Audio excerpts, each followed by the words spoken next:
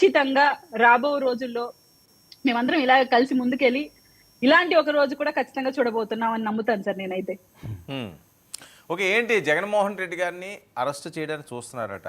Arrest చేస్తే పరిస్థితులు వేరే రకంగా ఉంటుంది. కక్ష సాధించలేని అసలు జగన్మోహన్ రెడ్డి ఎక్కడున్నారు అని చెప్పి పవన్ కళ్యాణ్ గారు మాట్లాడడం, తాట తీస్తాము అని చెప్పి హెచ్చరికలు చేస్తుండడం, ప్రజాస్వామ్యంలో తాటలు తీయడాలు, గోతులు తీయడాలు ఇవన్నీ కూడా మంచి పద్ధతి అని.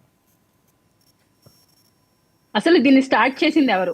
అది మీరు ఒకసారి ఆలోచించాలి. జగన్మోహన్ రెడ్డి గారు వ్యక్తిగత విమర్శలతో స్టార్ట్ అవ్వడం బట్టే పవన్ కళ్యాణ్ గారి రియాక్షన్ కూడా స్టార్ట్ అయింది. సో మనం ఎంతసేపు ఒకవైపు చూపించడం కాదు, కానీ పవన్ కళ్యాణ్ గారిని అలా ట్రిగర్ అయ్యేలాగా చేసిన వ్యక్తి ఎవరైనా ఉన్నారంటే జగన్మోహన్ రెడ్డి గారు.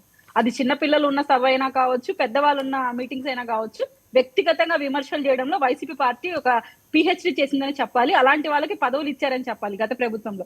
సో అలా ట్రిగర్ చేస్తున్నప్పుడు ఒక వ్యక్తిని మీరు మమ్మల్ని మాటికి గుర్తుతున్నప్పుడు ఒకసారి మన రియాక్షన్ వస్తుంది. అలా రియాక్షన్ వచ్చిందే పవన్ కళ్యాణ్ గారి వెంట. కానీ ఇప్పటికి కూడా స్టిల్ నౌ అధికారం కోల్పోయినప్పుడు జగన్మోహన్ రెడ్డి గారు తన కార్యవర్గం ఎవరైతే రప అదేంటి ఒక జంతువులు నరికినట్టు జాతరలో ఒక సినిమా డైలాగ్ ని ఇంత ఇదిగా ఫేమస్ చేశారండి. ఈవెన్ పుష్పలో ఆ డైలాగ్ ఉందన్న విషయం కూడా నాకు తెలియదు సార్. ఎవరైతే వైసీపీ క్యాడర్ ఆ డైలాగ్ తీసుకొని వస్తే మాకు అర్థమైంది అది పుష్ప సినిమాలో ఉందా ఈ డైలాగ్.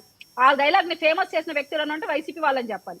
ఆ స్టేట్మెంట్ వాళ్ళు ఒక బ్యానర్ రూపంలో ప్రదర్శిస్తూ ఉంటే కూడా తన కార్యవర్గానికి ఆయన ఇలా తప్పు అని చెప్పకుండా దాన్ని ప్రోత్సహించే విధంగానే ఆయన సపోర్టివ్ గా మాట్లాడుతున్నారు. అలాగే సిద్ధం సభలప్పుడు కూడా మీరు గమనిస్తే పవన్ కళ్యాణ్ గారి బొమ్మని, చంద్రబాబు నాయుడు గారి బొమ్మని, లోకేష్ గారి బొమ్మని పెట్టి బాక్సింగ్ గ్లౌజులు ఇచ్చి మరి వాటిని గుద్దేమని చెప్పారు. అంటే ఏ విధంగా ఇండికేషన్ ఇస్తున్నారు, ఏ విధమైన మెసేజ్ చేస్తున్నారు, కార్యకర్తలు ఎలా డిసిప్లిన్ గా నడుపుతున్నారో మీరు అర్థం చేసుకోవచ్చు. పవన్ కళ్యాణ్ గారు వాళ్ళని ఉద్దేశించి పర్టికులర్ గా అనాలని కాదు, ఎవరైతే ఆయన్ని ఉద్దేశించి మాట్లాడారో వాళ్ళని మాత్రమే అంటున్నారు. కానీ ఇక్కడ జగన్మోహన్ రెడ్డి గారు డిసిప్లిన్ కోల్పోతూ రేపు ఇలాంటి గొడవలకు పాల్పడి ఒకరినొకరు నరుక్కునే స్థాయికి దిగజారితే ఆ కార్యవర్గానికి నష్టం వస్తుంది. కానీ జగన్మోహన్ రెడ్డి గారికి ఎటువంటి నష్టం రాదు, ఆ తల్లిదండ్రులకి నష్టం. మళ్ళీ ఈయన వెళ్ళి పరామర్శిస్తారు, మనకు తెలిసిన విషయమే. కీర్తన గారు, మరొక విషయం, జగన్మోహన్ రెడ్డి గారు భయపడుతున్నారు కేసులకి అంటున్నారు, అందుకనే క్వాష్కి వెళ్ళారు ఈ రోజు అంటున్నారు. ఆయన భయపడే క్యారెక్టరా? భయపడకపోతే ఢిల్లీకి ఎప్పుడు చూసినా ఢిల్లీకి కేసులు వచ్చినప్పుడే వెళ్తున్నారు. అది విషయం కూడా గుర్తుపెట్టుకోవాలి. గత ప్రభుత్వంలో అవినాష్ గారి కేసు హియరింగ్ వచ్చినప్పుడల్లా ఆయన ఢిల్లీకి వెళ్తున్నారు. సో భయపడరు అనేది అది అవాస్తవం. చాలా ఖర్చులు ఎక్కువగా పెట్టి మరి లాయర్లను పెట్టి మరి ఇన్ని ఏళ్లు సుదీర్ఘంగా బెయిల్ మీద ఉంటున్న ఒకే ఒక రాజకీయ నాయకుడు ఎవరు అంటే జగన్మోహన్ రెడ్డి గారు. ఆయన అంత భయస్తులు ఇంకొకరు ఉంటారని అనుకోను. ఇంకొక దానికి బిగ్గెస్ట్ ఎగ్జాంపుల్ ఏంటంటే ఆయన తాడేపల్లి ప్యాలెస్ లో ఉన్న ఇల్లు చూస్తే మీకు అర్థమవుతుంది ఎంత భయం ఉందో ఆయనకి. దానికి గట్టిన బార్గేట్స్ అంటారు, ఏమంటారు, కమ్మీలు అంటారు, అంత బలంగా ఆయన కట్టుకున్నాడు. ఎందుకో మరి అంత భయం నాకైతే తెలియదు. ఒక ఇంటికి దగ్గర అన్ని కోట్లు పెట్టి అంత కమ్మీలు కట్టుకొని అంత ప్రొటెక్షన్ లో ఉండాల్సినంత అవసరం ఎందుకో కూడా మీరు ఆలోచించాలి. ముఖ్యంగా కూటమి ప్రభుత్వం అయితే జగన్మోహన్ రెడ్డి గారిని టార్గెట్ చేయాలనుకోవట్లేదు. ఆయన చేసే ఈ తెలివి తక్కువ పనుల వల్ల ఈయనైతే పరామర్శల పేరుతో బయటకు వచ్చి ప్రజల్ని ఇబ్బంది పెడుతున్నారు. కాబట్టి ఆయన మీద మేము కేసులు పెట్టాల్సి వస్తుంది. మాకు ఎటువంటి పర్సనల్ టార్గెట్ జగన్మోహన్ రెడ్డి గారి క్యాడర్ పైన కానీ జగన్మోహన్ రెడ్డి గారి పైన కూడా లేదు. జగన్మోహన్ రెడ్డి గారు కేసుల మీద భయపడుతున్నాడని మాత్రం వాస్తవంగా నేను ఒప్పుకుంటాను. జగన్మోహన్ రెడ్డి గారు భయపడే వాళ్ళు అయితే ఇంతకాలం పార్టీని నడిపించగలరా అని వాళ్ళు అంటున్నారు.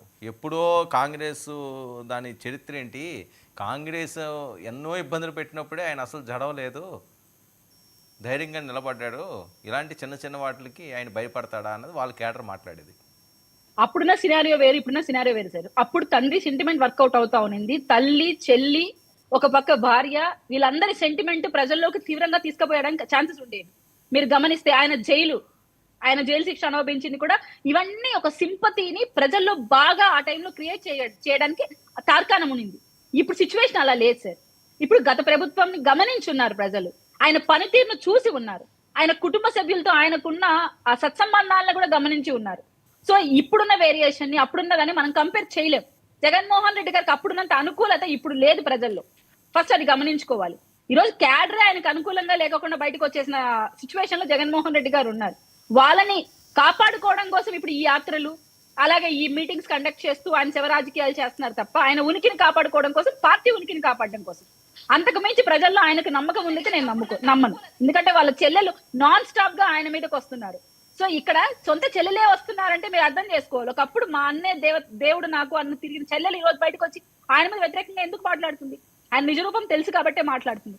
ఏంటి ఢిల్లీకి ఒకవేళ జగన్మోహన్ రెడ్డి గారు మీనంటలు కానీ ఢిల్లీకి వెళ్ళిపోయి ఆయన కేసుల గురించి ఏదో మాట్లాడుకుంటే మోదీ గారు ఏమంటారు, నువ్వు నా దగ్గర రావద్దు, నాతో మాట్లాడొద్దు అని అపాయింట్మెంట్లు ఎవరా మోదీ గారు కానీ అమిత్ షా గారు కానీ లేకపోతే కీలకమైన మంత్రులు కానీ అభయహస్తం ఇస్తారా? పవన్ కళ్యాణ్ గారికి మోదీ గారు కాల్ చేస్తారా, పవన్ కొద్ది చూడయ్యా జగన్మోహన్ రెడ్డి మనోడే లాస్ట్ టైం కూడా మనకు సహాయం చేశాడు, రాజకీయాలన్నీ తర్వాత చూసుకుందాం, అరెస్టుల జోలికి గట్ట వెళ్ళొద్దు అని చెప్పి మోదీ గారు ఏమన్నా అభయహస్తం ఇస్తారా జగన్మోహన్ రెడ్డి గారికి, పవన్ కళ్యాణ్ గారికి కాల్ చేసి? అలాంటివి మనం ఎందుకు ఊహిస్తాం సార్? అంటే ఢిల్లీ అలాంటివి మనం వెళ్తున్నారు ఊహించలేం. కదా, దేనికోసం ఢిల్లీ వెళ్తున్నారు?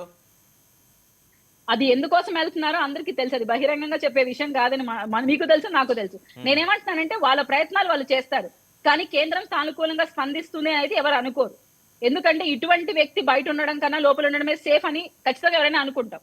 ఎందుకంటే ఆర్థిక నేరస్తుడు, ఆల్రెడీ చాలా స్కామ్స్ లో ఈయన ఇప్పుడు ప్రధాన ముద్దాయిగా ఉన్నప్పుడు ఇటువంటి వ్యక్తి బయట ఉండడం కన్నా లోపల ఉండడం బెస్ట్ అని ఎవరైనా అనుకోవడం. ఓకే, మీరన్నట్టు ఆయన లోపల ఉంటే విజయమ్మ గారు బయటకు వస్తారట, మరి చూసుకోండి.